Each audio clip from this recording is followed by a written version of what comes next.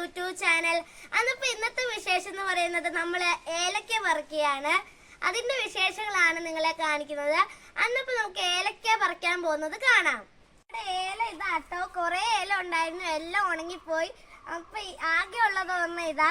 നിങ്ങൾ വിചാരിക്കൂ ഇത് കാണിക്കാനാണ് വന്നേന്ന്, പക്ഷെ ഇതിന്റെ ഏലക്ക നിങ്ങൾ നോക്ക്. ഇപ്പൊ കൊറേ ഉണ്ടെങ്കിൽ എന്തോരം കിട്ടുമായിരിക്കും. ഇനി ഞാനും അമ്മ ഇതൊന്ന് പറിച്ചെടുക്കട്ടെ. അത് ഇച്ചിരി പറിക്കാം നമുക്ക്.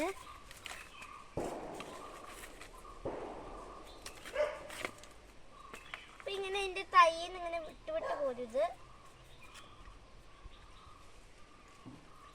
അന്ന് നമ്മള് കൊക്കോ പറിക്കുന്ന വീഡിയോ ഇട്ടില്ലേ, ആ കൊക്കോയാട്ടോ നമ്മള് പറിച്ച കൊക്കോയുടെ മരമാണ് ഇവിടെ ഉള്ളത്. പിന്നെ ഇപ്പുറത്തേക്കുന്ന മാങ്കോസ്റ്റിനാണ്. അപ്പൊ നമുക്കിത് പറിക്കാം.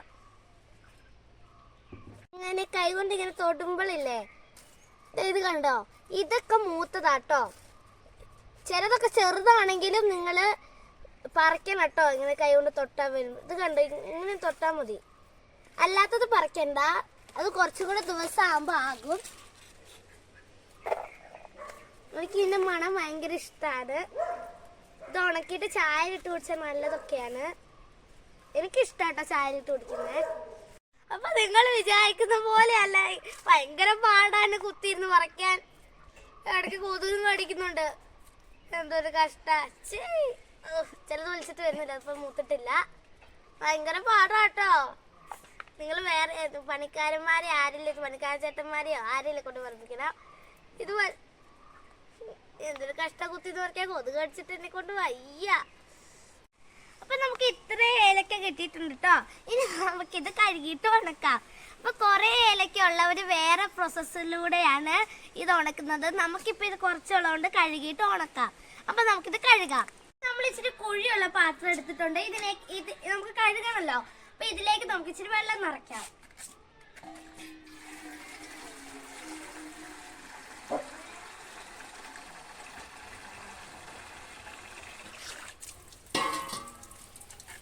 ഇനി നമ്മുടെ ഏലക്ക നമുക്ക് വെള്ളത്തിലേക്ക് ഇടാം.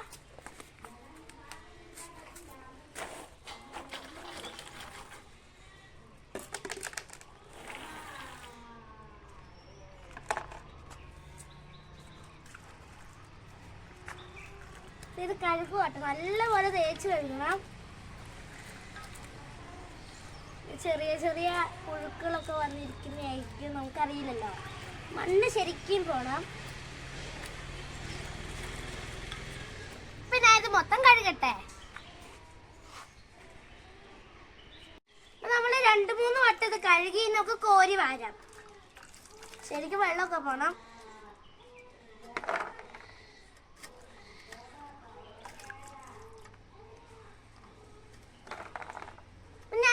കോരി വരട്ടെ. അപ്പൊ നമ്മളിത് കഴുകിയെടുത്ത് ഇനി നമുക്ക് ഇത് ഉണക്കാനിടാം. അപ്പൊ നമ്മുടെ കൊക്കോ രണ്ടാമത്തെ പ്രാവശ്യം നമ്മൾ കൊക്കോ പറിച്ചായിരുന്നു കേട്ടോ. അത് ഉണങ്ങാനിട്ടേക്കാണ്. നമുക്ക് അതിന് കൊടുത്ത് ഏലക്കന്മാരെയും കൂടെ ഇടാം.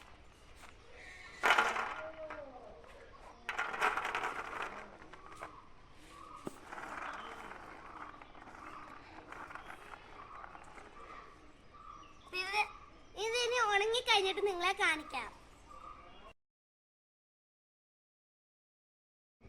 അപ്പൊ നമ്മുടെ ഏലക്കൊക്കെ ഉണങ്ങിട്ടോ. ഇത് നമുക്ക് യൂസ് ചെയ്യാം.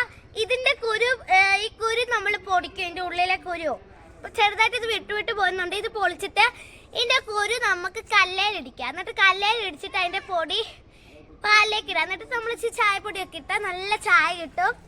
അതിപ്പോ ഏലക്കൊക്കെ ഉണങ്ങി വരാൻ കുറച്ച് ദിവസം എടുത്തല്ലോ.